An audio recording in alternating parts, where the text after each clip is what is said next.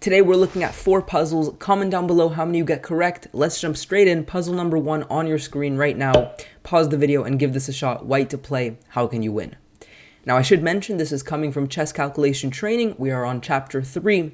We're going through this entire chapter in this series, so make sure you subscribe to follow along. And now let's get to the solution of this puzzle here.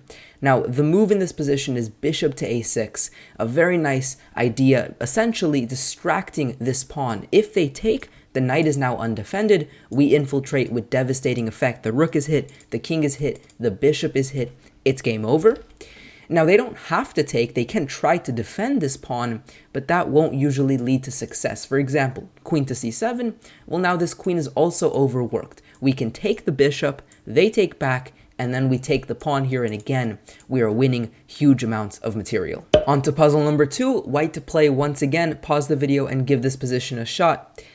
Now, these are all surprising puzzles, so it doesn't seem like there's a tactic that jumps out at you, and that is true. This is a very subtle idea. Here's the solution. You sacrifice your rook, which perhaps is instinctive. I think many would consider this naturally, but the follow-up is definitely hard to see. The move now is queen to d7, and this very subtle move infiltrates, and it does so in a way that black simply cannot defend from.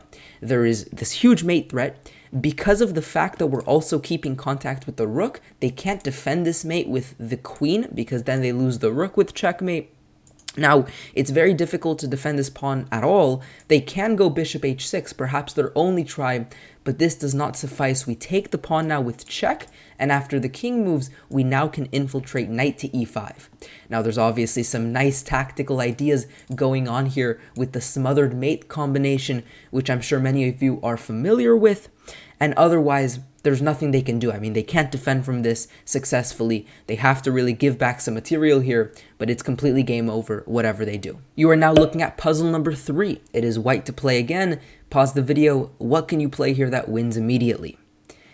Now, the things to identify in this position is that the bishop is making contact with the king, and although this king does have 3 pawns in front of it, there are not many pieces on the king side, so it is quite weak, and therefore we can utilize that fact with this stunning move rook to g4, trying to coordinate the bishop and the rook along this g7 square. And yes, we're giving away the queen, I am aware of this, but this is simply deadly. If they do this, we take here. Their king has to move, and now this discovery is going to seal the deal. There's a couple of things to consider here, but the cleanest win is a quite thematic one to know. You should understand this is a nice mating pattern, very useful. Rook to g8, double check. They have to take the rook with the king, and now we slide a second rook, or it could be a second queen in, and now it's devastating because we've blasted open this dark square complex next to their king, and it's simply checkmate. And just like that, we're at the final puzzle for today, white to play. What can you play here that wins on the spot? So pause the video and take some more time if you need it. The move here is queen takes f6. We sacrifice the queen, but our intentions are incredibly simple and they're simply unstoppable. We want to promote this pawn.